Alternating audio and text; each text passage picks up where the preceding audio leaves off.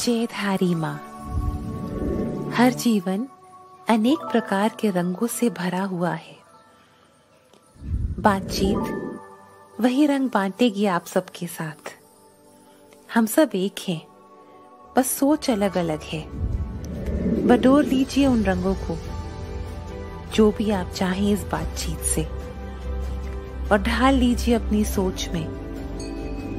यही मकसद है इस बातचीत का। आइए मिलते हैं अपने प्यारे से मेहमान से। अतिथि देवो भव। जयधारी माँ। जयधारी माँ। जयधारी माँ। जय धारेश्वर महादेव। ओम नमः शिवाय। हमारी ऑडियंसेस का बहुत बहुत स्वागत है। Wish you all a very very blessed Mahashivratri. मन में आया, एक पेड़ देखा, एक पेड़ की पिक्चर थी सामने, and I really wondered that this tree was once a seed. It was a little sapling.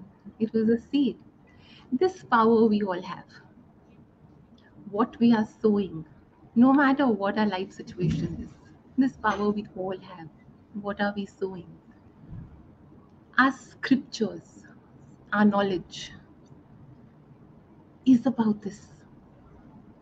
The essence of all our scriptures, all of them, I feel, this is my belief, is knowledge getting translated into powerful nishkam karma, which further does not lead to vasanas and more karma.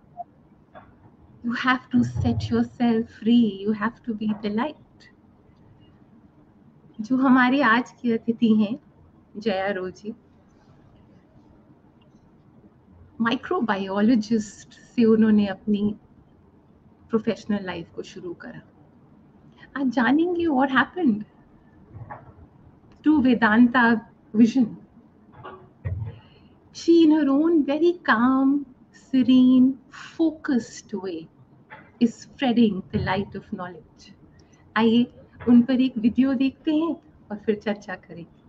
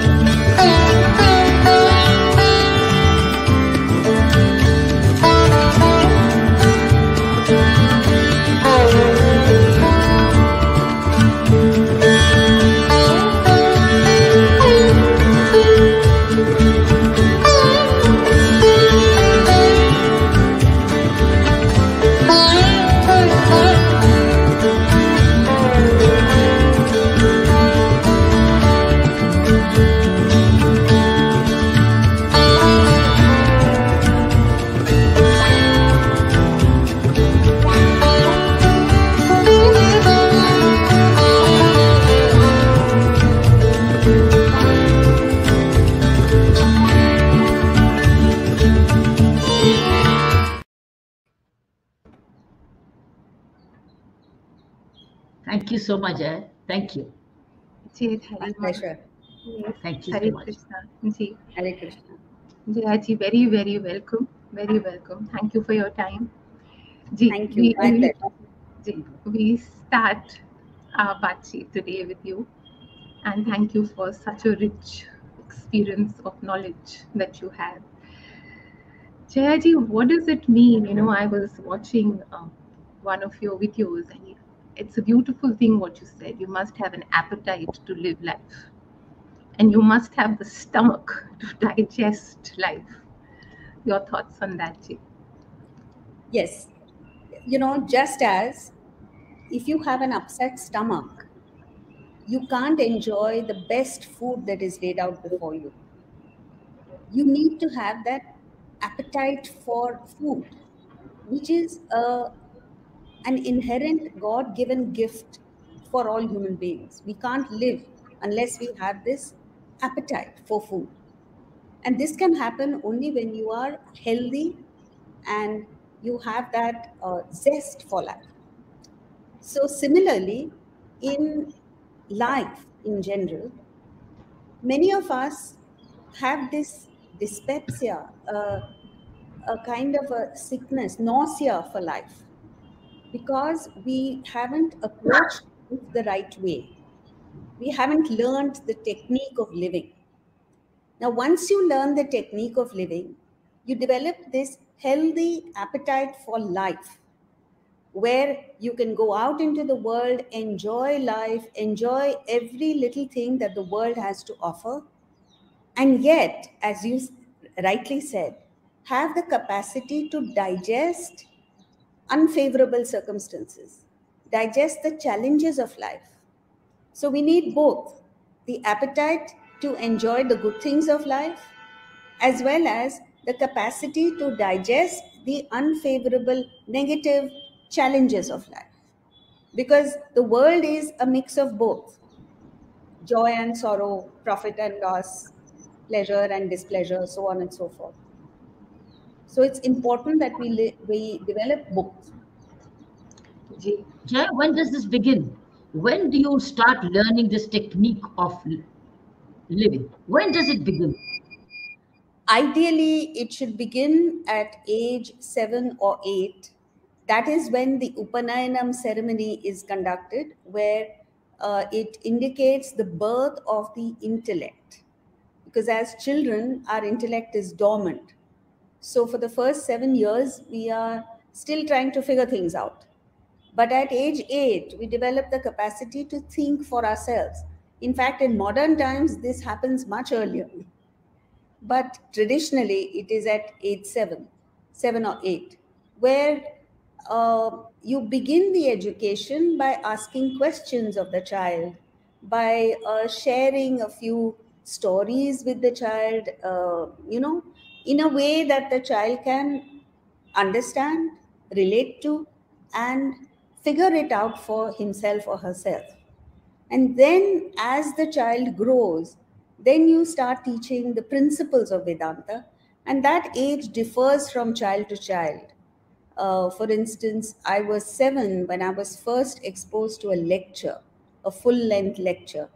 And I remember not having understood most of it, but coming home with a very powerful thought that maybe someday I should be around people like that, you know. And strangely enough, it has happened. So at that young age, there is as Saina rightly said, the seeds are sown. When they will blossom and when they will come to fruition, we don't know. So you just sow the seeds in the child and then nurture it, nourish it, and wait for it to blossom. Ma'am, Why? does Who the should be doing this? Who should be doing? Because this is, I think, the crux we're holding because of today's crime situation in Delhi. Terrible crimes. Have you seen how women are being butchered? You mean to say that these seeds were not sown? And who sows these seeds? And what are those seeds? I think it's a Yes. very important answer, question and answer today. Yes, these seeds, unfortunately, have not been sown. As David Frawley says, in the Indian populace has lost touch with its tradition and philosophy for a millennium. And that coincides with the invasions. If you look at history, invasions into India, the deterioration among royal families, deterioration among the intellectuals, and all this has come to a head now. Ideally, the parents should teach the child, preferably through example, not by teaching, not verbal teaching, but by just living high principles. Children automatically pick them up. I often say children don't listen to what the parent says, but the child watches very carefully how the parent lives and emulates that. So the first lessons are taught in the home, and then in school, where there is a more formal kind of education of Vedanta and its values. Now, none of this is being done. The accent in schools is on marks. We have a program for school children. No trustee of the school wants it, no teachers, principal wants it, no parents want it. And of course, the children don't want it because they don't know what it is. And when problems arise, parents come to me and I say, the children are not at fault. 100% of the time, it is the parents who are at fault, the adults who are at fault. And the child unnecessarily suffers. So the child grows up with lack of values, and that leads to crime and other things. Ma'am, how important? I can't hear you. How important is the guna code? Because yes. How important is the gunas? Because we're carrying them. And that's yes. what we really need to work on, by understanding how to balance our gunas. Yes. See, gunas are a classification of our thoughts and our traits, inner traits, into 3 distinct categories. And this is India's most valuable contribution to the understanding of the human mind. Nowhere else in the world do you find it. So the 3 grades are A, B, C. The best, sattva, purity. The mediocre, rajas, passion. And the worst, tamas, or apathy, indolence, lethargy. All human beings have all 3. It is the permutation and combination of the 3 that makes for the variety of human beings in the world. So if we are serious about our development, about becoming a better human being, we need to understand what these 3 traits, gunas, are, how they function in our personality and in others, and how to tap into the best in you, that is the sattva, how to refine the rajas, and how to eliminate tamas. Today, unfortunately, because we don't know this, most of us are operating out of our worst and neglecting our best. So it's like having a garden with weeds, lawn, and exotic flowers, and you are promoting the weeds, adding manure, water to the weeds, and totally neglecting the exotic flowers. So the sattva in us needs to be nurtured, nourished, encouraged, and this is unfortunately not being done. I think this is what you mentioned in this book. Yes. You mentioned this very well in Beyond Harvard. This is your very good book, which I've read very carefully. And I want to benefit the readers from this book. I think just beautiful book. You said 4 components are not equally distributed. That is, you are not 25% physical, 25% emotional, 25% intellectual, and 25% spiritual. There is a weighted average, you said. About 1% of your personality is physical, 3% is emotional, 6% intellectual, and the balance 90% is spiritual. Oblivious of this, you focus primarily on the body. That's what you said beautifully. It's a body worship. You use the word body worship, and that's exactly what is happening today, is bodies being butchered. And yes. all of these live-in relationships coming in is body worship. Can I have your comments on this, please? This is the book where I read it from. Yes. You see, first of all, we see the body. You know, it is the grossest part of our personality. So when you can see your hands, you can see your body, you look in the mirror, you see your physical body. The mind and intellect comprise the inner personality, which you don't see, but you can recognize because you have feelings, love, hatred, jealousy, so on and so forth, and you have the capacity to think and analyze. But the spirit is not seen, not touched. There is no way of contacting the spirit.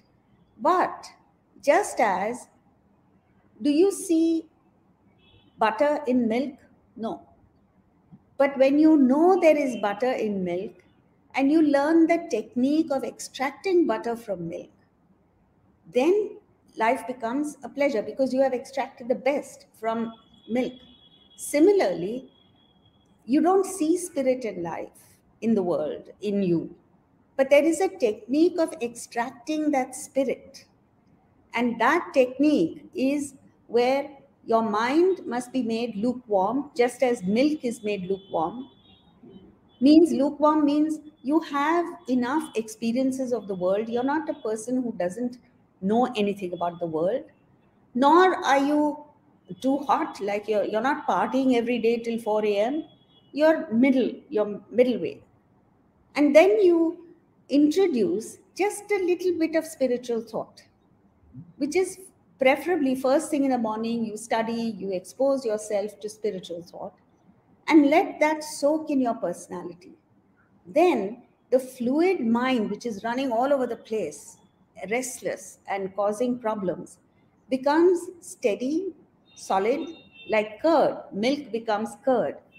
And then you churn the mind. Churn means assertion of reality, assertion of the higher, and negation of the lower.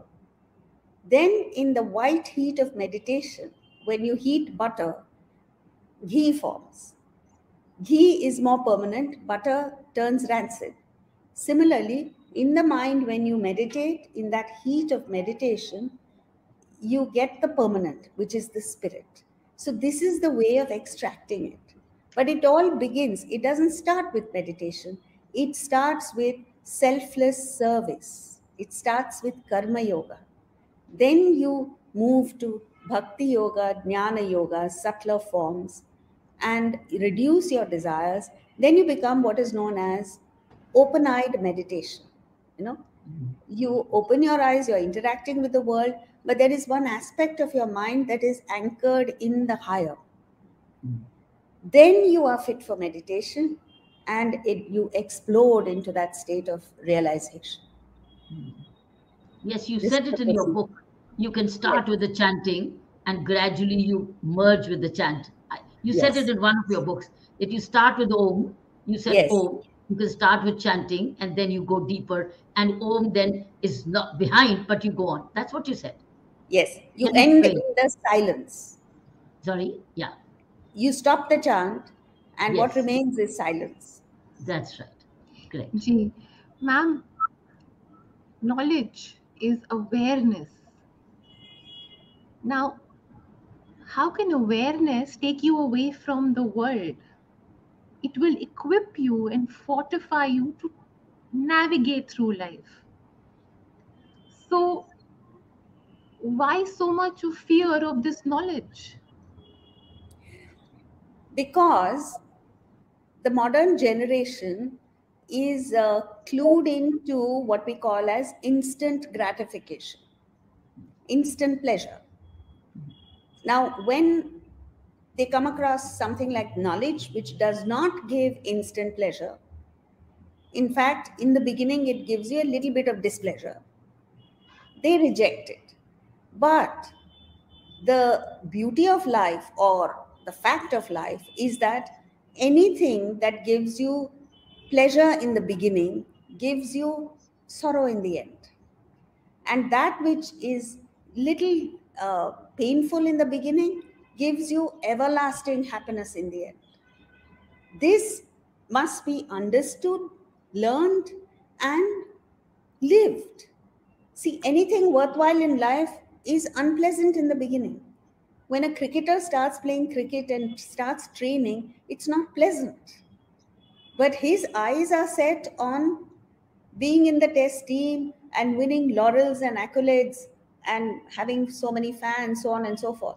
Similarly, an athlete must have the goal of the Olympic gold, and then he is able to go through the grind, which is not pleasant. Similarly, in spirituality, although the fruit, the net result is infinite happiness, we don't see it in the beginning. We only see the rigor, the initial pain.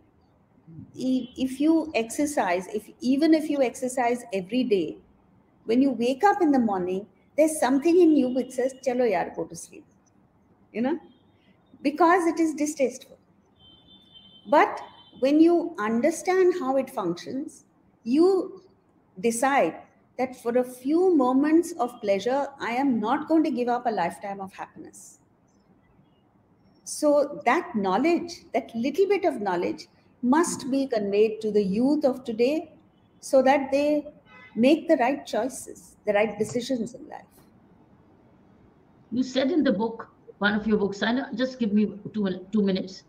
You said the mind can be likened to a virus in a computer, and the intellect is like the antivirus software. Yes. How do you understand this? How do the youngsters and we people understand this? Okay.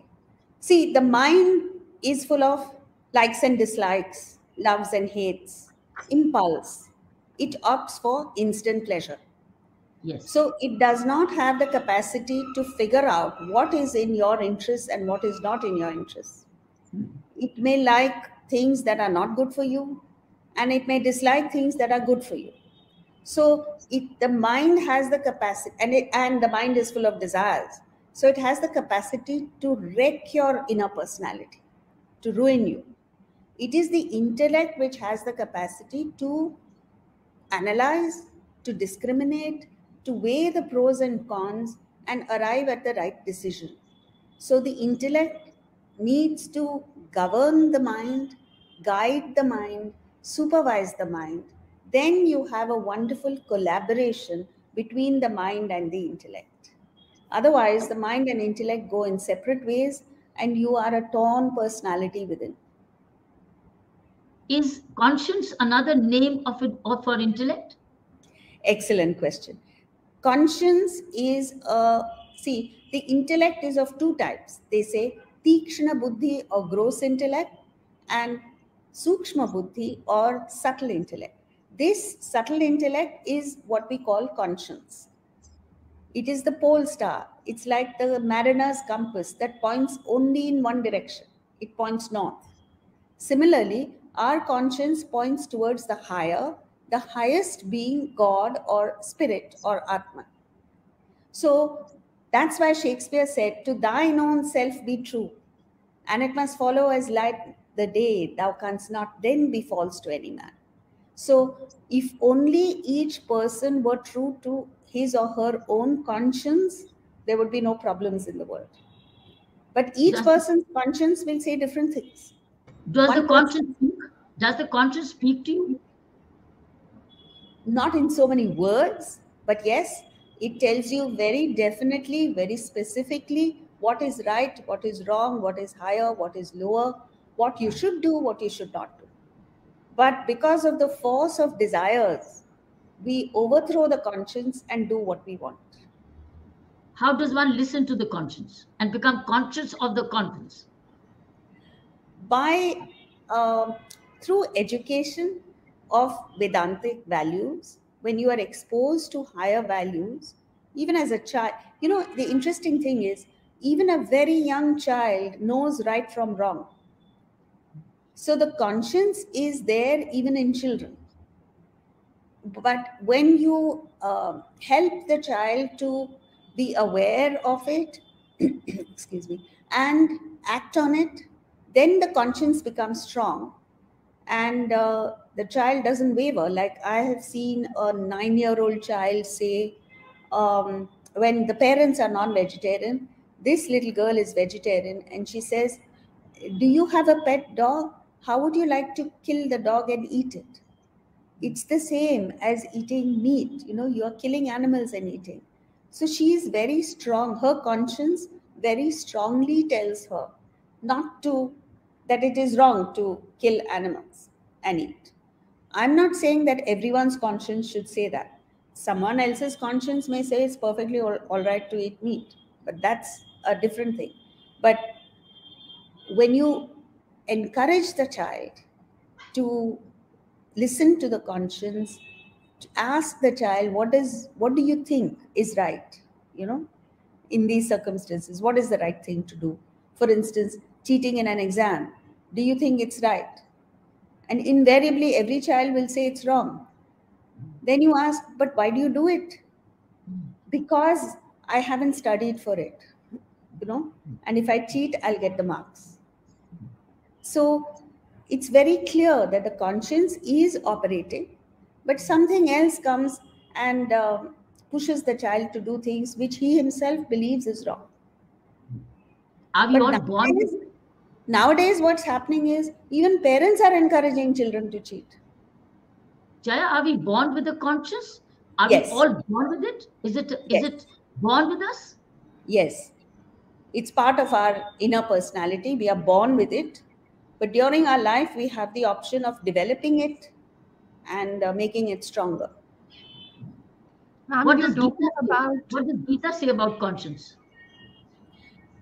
Gita says the same thing, that you should follow the intellect, which includes the conscience. And if you act on desires, the intellect and conscience gets weak. And that's what's happening today. You see, in the 1980s, 60s and 70s, the world economic pattern changed. And they wanted people to have more desires, buy more, because it suited them. And that has reached such proportions that it has become self-destructive. And then they said, okay, you can't afford it, don't worry. Buy now, pay later. This mortgage system came, credit card system came. So now it is so easy. You just swipe and buy. You don't think of paying.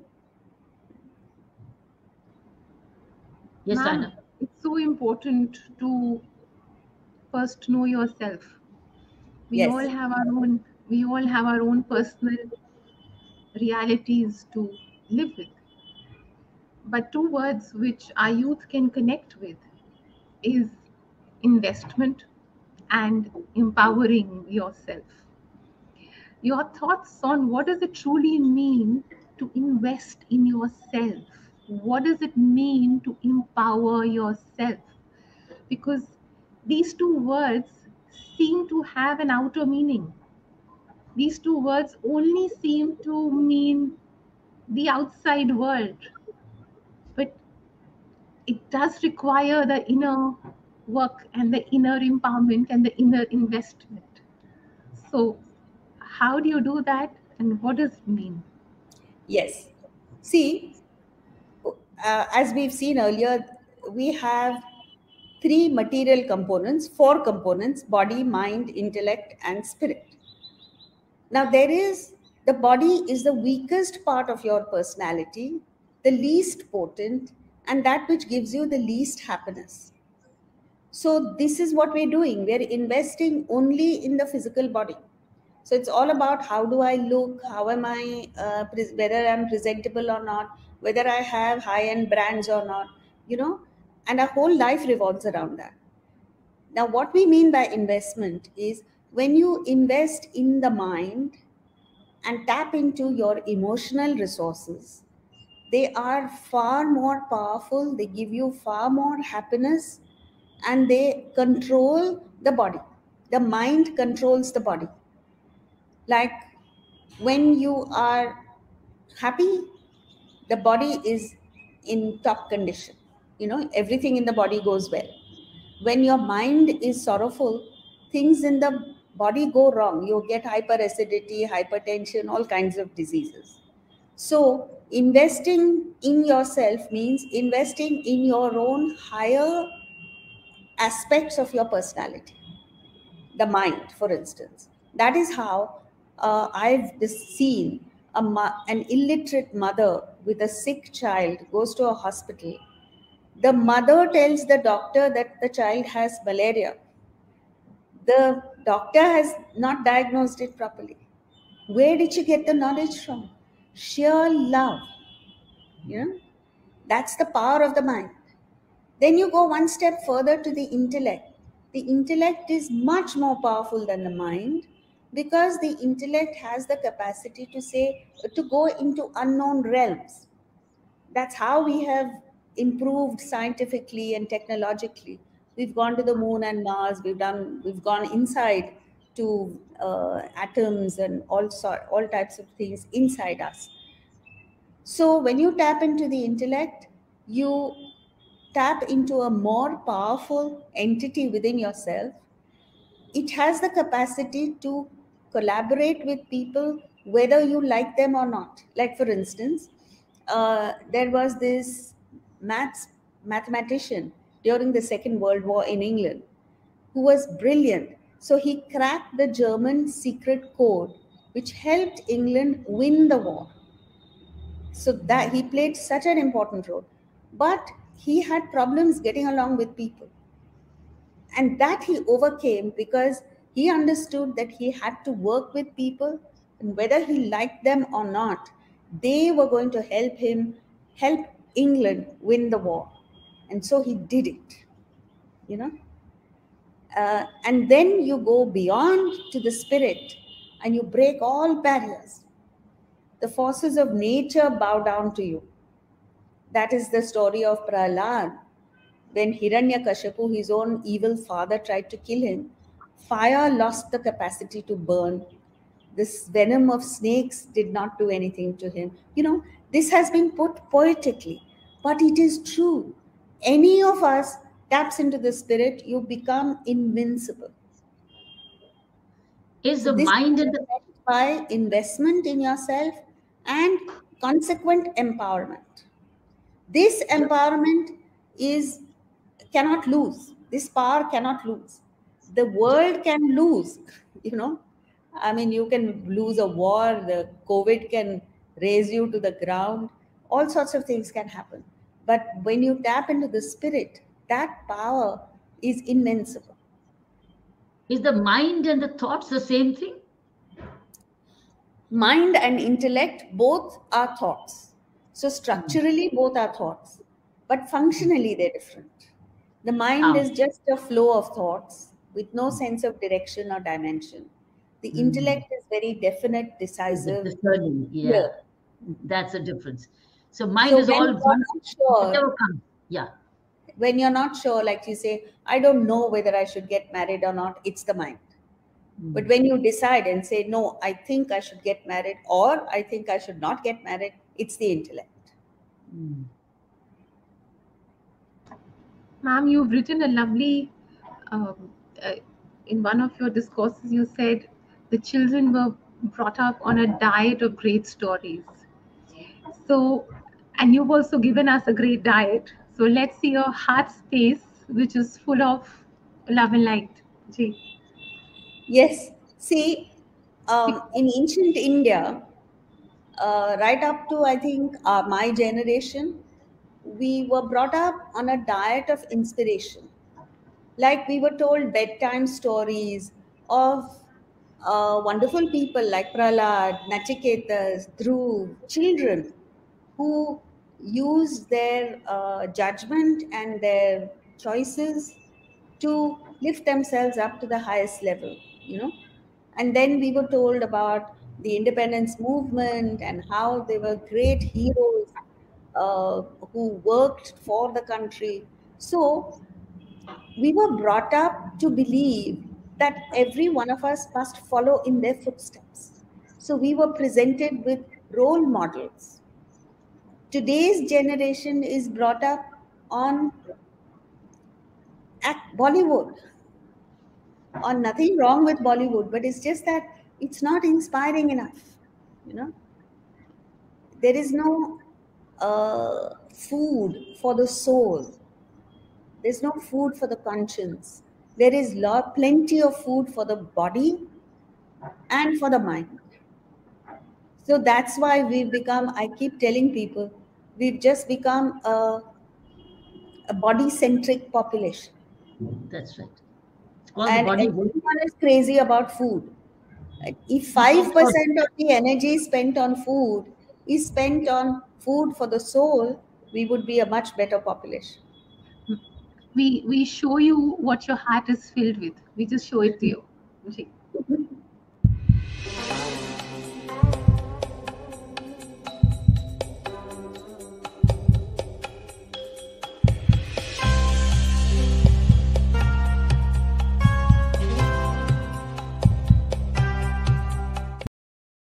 How nice that you write so well, so simply written. I could read books over the days so fast. They were so absorbing, Jaya. When do you write? When do you get the time to write? Early in the morning. Oh, I wake up at 4 in the morning, and between 4 and 6 is where the majority of my work is, meaning thinking, writing, figuring out what to say, what will appeal to people, all the, because nowadays people's concentration spans have reduced. So in a nutshell, in 30 seconds, sometimes you have to say things that will connect with people. yes. So all that requires thinking. You And talked about What made you move towards Vedanta? What made you move towards Vedanta vision? How did you create it? Before that, can I ask her, because she's on time management right now? Ji. Because she is 4 in the morning. Look at that. 4 in the morning, she gets up and she thinks, she writes. So, and she's written this in the Beyond Harvard, Lessons from the World's Oldest Management School. She calls Vedanta the oldest management school, and she's written on time management. I think this is brilliant. I don't want to read what she's written. I want to hear from her on time management. I think many many listeners would love to hear on time management. Jaya? yes, see, when your intellect is strong enough, you have a clear goal in mind, and you have a clear time frame within which to achieve that goal. So then you break it up into smaller bits, so that, let's say, your goal will be reached in 5 years, let's say.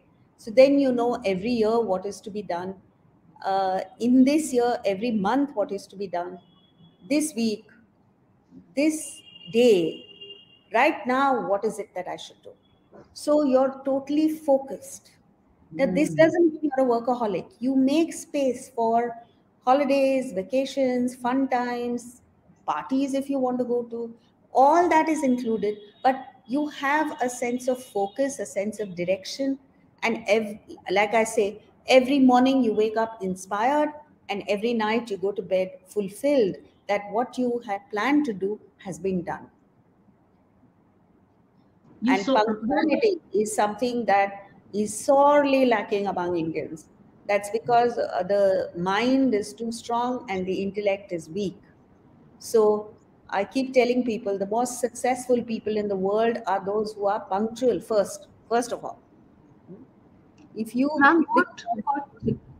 what got you here? What got you here? What got you with your journey from microbiology to Vedanta?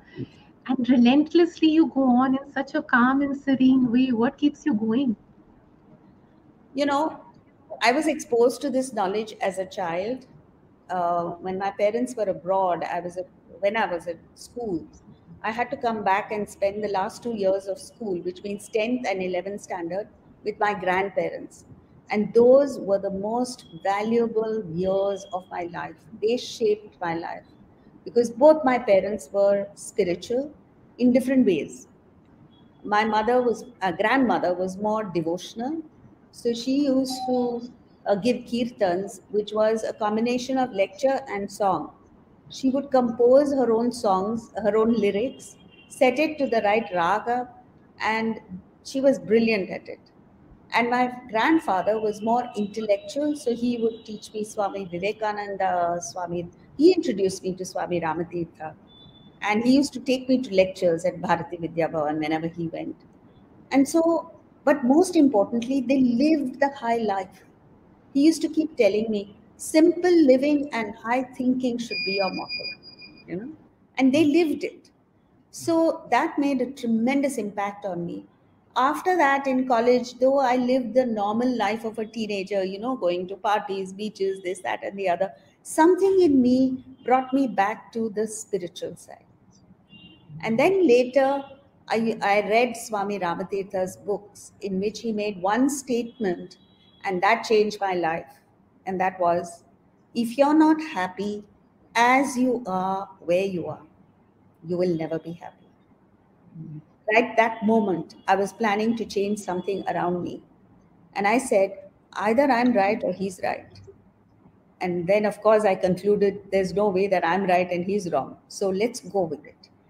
And I actually put it into practice. And it paid rich dividend. Then I told myself, if one idea can give me so much relief, what won't the entire knowledge give me? So it motivated me to quit my job and decide to do this full time. But another aspect of me was, this was something I was born with. I always wanted to do service. I wanted to serve the nation.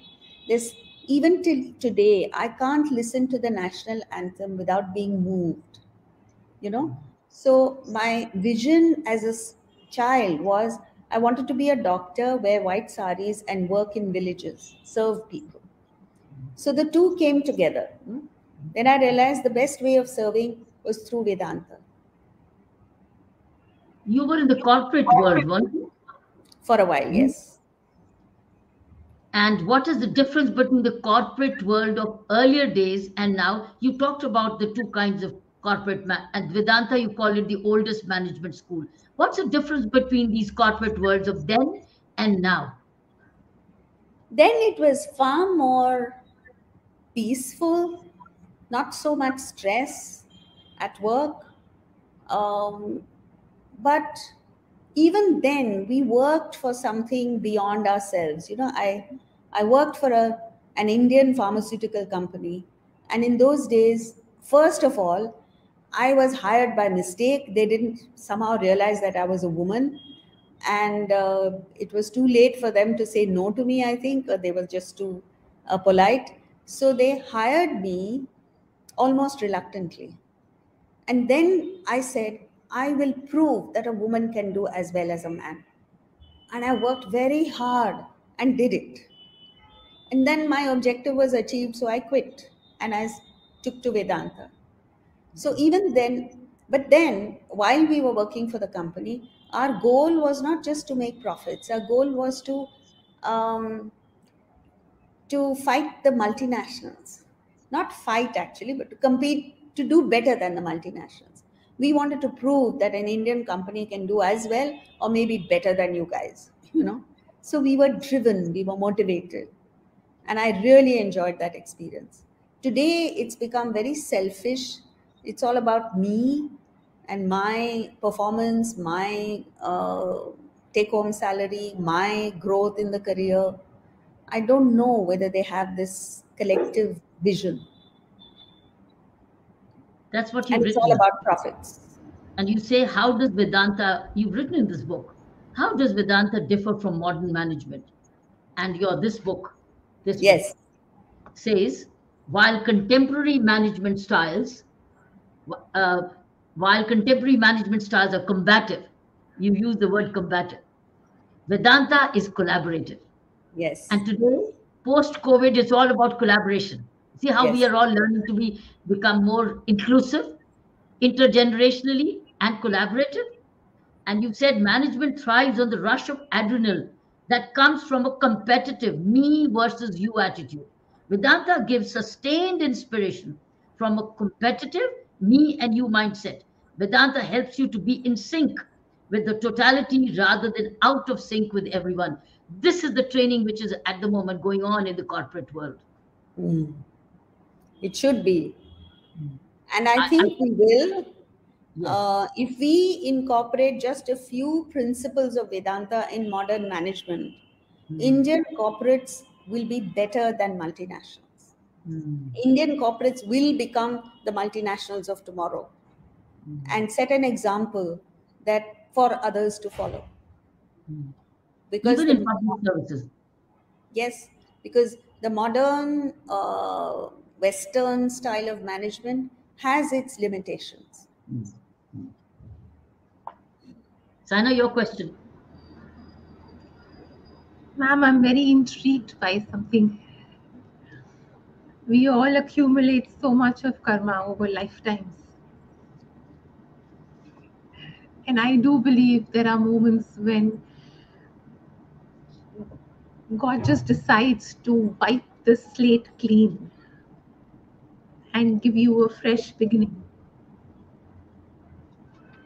How does a seeker understand and feel that moment? That, the scriptures talk about prarabdha karma, sanchit karma, so much of karma. I think the Almighty can just decide one day to wipe the slate clean and give you a fresh beginning. Yeah, it's not that the Almighty does it.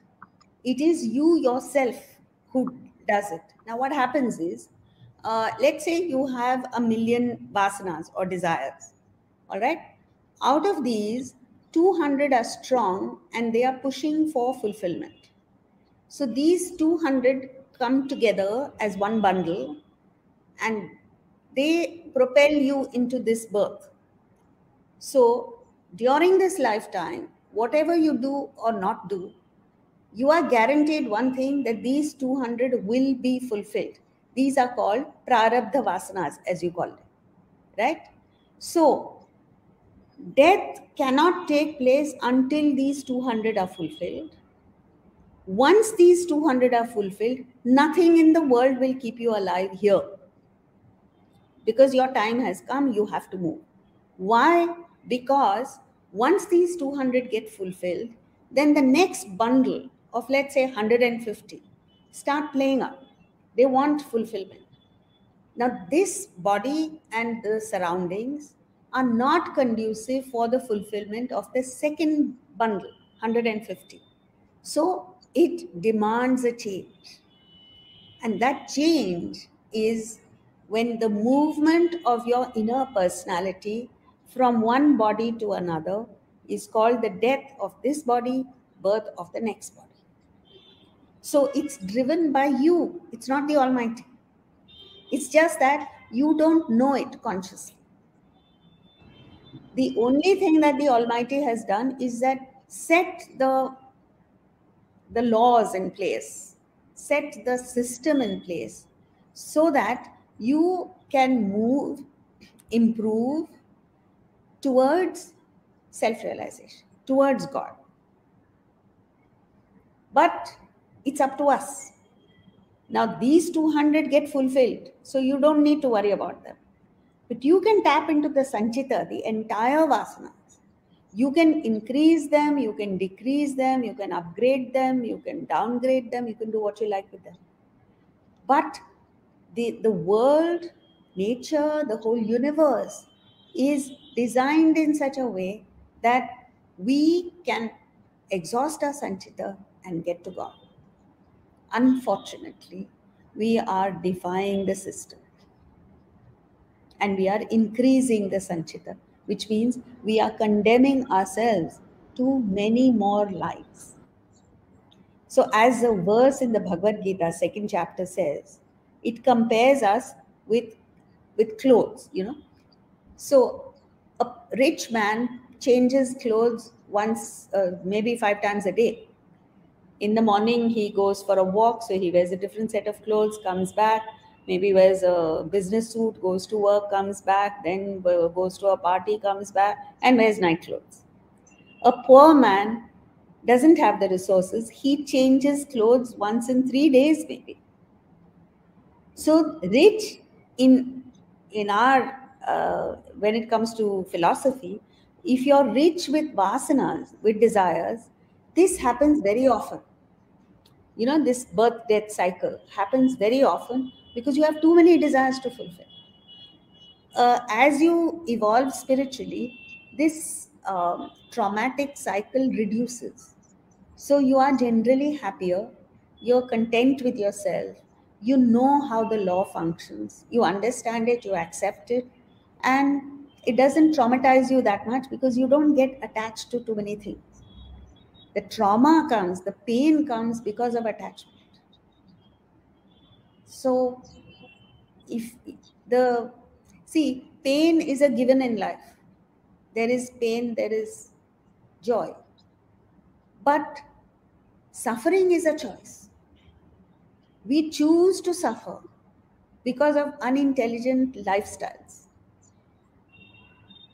We just have to choose to be happy and life will be fun again. You know? Does that make sense? What do you read more on your own? Because others read you. What do you read? I read the Bhagavad Gita. I read the Upanishads. I read Shankaracharya's texts. That's what I read. And I You do a visit- lot of my own thinking. Yes. Do you travel to these spiritual places? Do you? Or normally do you read? Or do you visit to some of these ancient temples or places of. No, I Stay don't back? go because I follow what the Upanishads have said, which is that when you purify your mind, your home becomes an ashram. Hmm? So you don't need to go to an ashram or a temple or a place of pilgrimage. When you purify your mind, you bring the Himalayas to your home. What's your daily routine? I wake up at 4, I study till 6, then I do a little bit of exercise for half an hour, 45 minutes, and then do a little few things around the house, my duties in the house. Then I get ready and go to work. We have an office close by, and I work till about 1:32. Then I come home, have lunch. Because I've woken up early, I take a little break, a rest in the afternoon. And evenings, usually I have lectures or I sit by myself and do some work for the following week or whatever, prepare for the next events. So what do you do in the office? What's your office? That the Vision office? Your Vedanta office? Yes. Because we have a few people coming in to work to help us. What's So your one earlier- message? Give me Sorry? your one message when people. Give me your one message the youth is waiting to know, particularly about the crimes which are happening, terribly violent crimes. What's the one message what youth must imbibe, or the society must imbibe, or the parents, teachers may imbibe? What is it that one message? Because I know you said we must finish by 6. You have a session to go to. What is your one message? The one message is that just as the ocean is full of waves, and a person who wants to surf the waves needs to learn the technique of dealing with the waves. Similarly, life is full of challenges. If you want to live life, you need to learn the technique of dealing with challenges. If a small just as when a small wave comes, the guy surfs over it, rides over it. If a big wave comes, he ducks under it. We have to learn this technique. If a small challenge comes, ride over it. If a big challenge comes and you know there's no way you can win, duck, let it pass, and then you live your life. You know. And this one thing, along with the thought that you can't change anyone else in the world. The only person in the world you can change is yourself. So look within, change yourself, your world will change. The world will change dramatically because the world is a projection of your mind. A criminal's mind projects a criminal's world. A sadhu's mind projects a sadhu's world. A stockbroker's mind projects a stockbroker's world. So if you are not happy with your world, you can't go out there and change it. Look within, change your thoughts, your world will change. And if every person changes thoughts to the positive, our country will change, our city will change, the world will change. Do you have any more minute, or we let you go? Yes. Because you. No, actually, I have as much time as you want. Oh, great. So give me a message for teachers then. Because teachers also need, give a message for teachers and parents. Separate for teachers and parents. Or are they the same? For teachers, remember that you are the creators of the next generation. And so be very careful how you behave with the kids.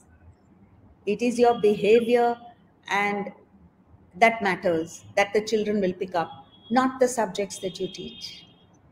So yes, it is important to teach subjects, but it is more important to come out as a good person, a person of character, a person that the children will look up to and remember all their lives. Like I remember my teachers all my life. They have been my inspiration. And parents? A message for parents? For parents, you have wealth in your hands. Every child is worth his weight in gold. It's for you. It's like Michelangelo said, every block of wood or stone has a beautiful statue in it. All you have to do is remove the excess material. Your role in life is to provide the child with a positive environment so that he or she may grow the way nature has designed it to grow. A mango seed can only become a mango tree. It cannot become a coconut tree just because you want it to. So don't try and live your ambitions vicariously through your children. Don't pressurize them. Give them the freedom to grow the way they want to grow. I must quote Dr. Abdul Kalam, one of our most fantastic presidents. He said, our children are born happy. We are the ones who wipe that smile off their faces. And he said, it is my mission to bring back the smile on the face of every child. The parents must remember this. Because as Swami Ramatirtha said, your only duty in life is to be happy. If you can add to the happiness of your child, you have fulfilled your duty as a parent. Very fantastic. I think we needed these messages and reiterated them. Yes, Saina? Ma'am, you have a beautiful voice and you chant. So I've heard your mantras. Can you chant a mantra for us? You know, I've had a bad throat and I'm not quite normal, but what mantra would you like? Any mantra that is coming to your mind and heart, whatever you want to speak Okay. to us. Om Purnamada Purnamidam Purnat Purnamudachyate Purnasya Purnamadaya Purnamevavashishyate. Om Shanti Shanti Shanti.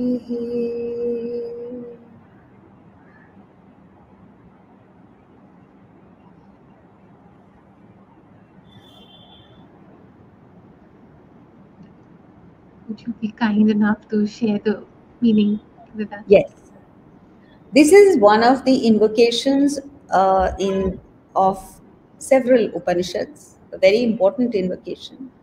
It says, Purnamada means that is Purna, it's infinite. Brahman, God, is infinite. Purnam Idam, this world is also infinite. You know, the world consists of time, space, causation. All three never end. Time goes on forever. Space is forever. You can't imagine the universe like a bubble. It just goes on and on. And creation. Your fathers went on, and your son will go on. Purnat Purnamudachyate. From that Purna, from that infinite, this infinite has come about. From Brahman, which is infinite, this world which is infinite has come about. After taking away this infinite from that infinite, what remains is infinite. To that, I bow.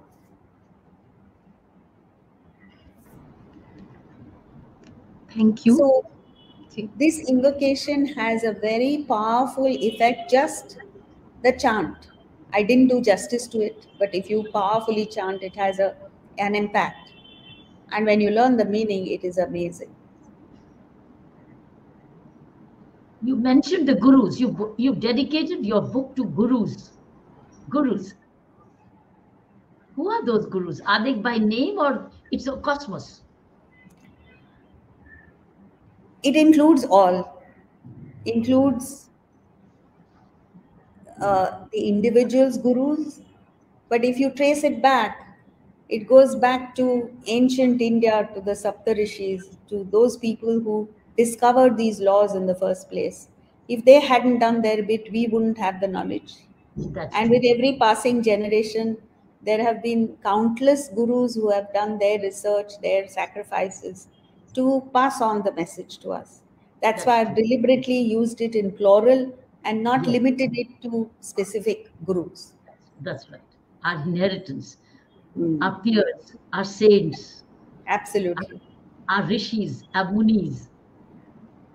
And we as Indians are very fortunate to have been born in the land of the rishis. We are the most unintelligent people who are not tapping into this wealth. Once we do that, everything will fall in place. We will go back to the golden era where we were prosperous, successful, but we had high values, where there were no locks in houses because nobody would steal. What a state. Yes. And today we talk about women being, crimes against women. In those days, women were put on a pedestal. The highest respect was given to women because they understood that the woman has a unique place in life. And if you don't look after your women, future generations get destroyed. You've given the antidote. You've given the answers to the current ongoings. Everybody's asking what went wrong. How do we sort out these youth? What's happening? I think this is the answer, is to spiritualize upbringing. Spiritualize the upbringing by strong value systems. Yes. Particularly among girls. See, what happens is when we get empowered, then the problem is solved. And boys today. And boys, yes. I often tell people, who does a child bully in school? A weak person. Yes. So the moment you become strong, the bully leaves you alone and goes to the next weak person. Correct. So our duty in life is just to become strong, spiritually strong. Correct. There is a story of a beautiful lady who was in the forest, and a prince went there and saw her and was running after her or wanting her. She started running and she ran and ran and ran. Finally, out of fatigue, she fell and fainted. So the prince went and put a few drops of water on her eyes to revive her. And the story goes, she opened her eyes and he turned to dust. So she was running not to save herself, but to save him from his own bad act. Right. So that is what happens when we develop the strength. Thank you so much, Jay. We can't thank you enough for very, very precious time you gave us. You were one call away for us. We were so grateful, Jay. Thank you very much. You did this in Pondicherry also, and when I requested you to come to Raj Devas, and you were so kind to spare your time. You're very generous, very kind, and very compassionate, very giving. Thank you. You are the inspiration for many, many people, and I will always be with you anytime you want me. So please feel free to call me anytime. Thank you so much for being such a wonderful friend. And Thank you, Sana, ma'am. this is the first time I've met you, but it's a great, I feel as if I've known you all my life. Thank you. Thank you, Thank you, ma'am. Jack. Thank Look you. forward Thank to you more for books this from blessing. you. Now we can have a book from you for teenagers, Yes, absolutely. Vedanta for teenagers. I think that will be a very, very precious book. Sure. The Vedanta for education, which is teachers and parents and students. I think one combined. Thank you. Okay. Thank Thank you. you.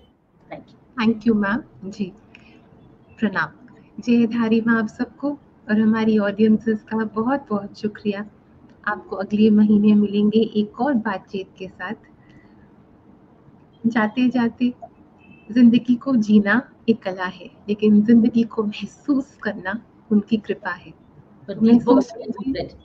These महसूस books कीजिए can be read and learned. Lot of learning in these books, just plenty. And they're very light, very fast reading. So very, very absorbing too. Thank you so much, Jay. Thank you. Thank you. जी मिलेंगे अगले महीने जी जय धारी माँ